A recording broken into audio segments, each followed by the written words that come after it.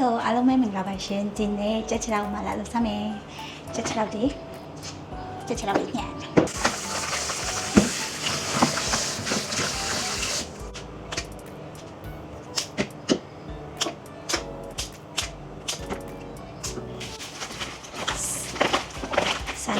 စားထည့်လာပြီးနေတာလိုက်ကြက်ချလောက်ပြုတ်ဖို့တွေကိုချင်းနဲ့ကြက်တုံချူနဲ့ထည့်ပြုတ်ဖို့အတွက်ချင်းနဲ့ကြက်တုံချူနဲ့ကိုပြင်ဆင်မယ်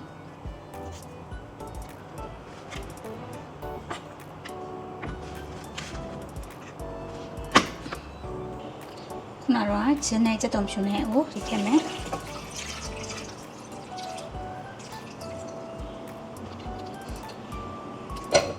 အုပ်ထားပြီးတော့ဆူလာရဲထိဆောင်မယ်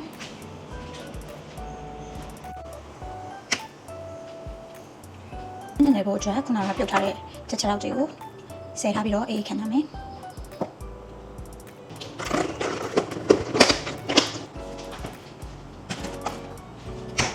ချက်လောက်တွေအေးပြီဆိုရင်မာလာနဲ့နဲမယ်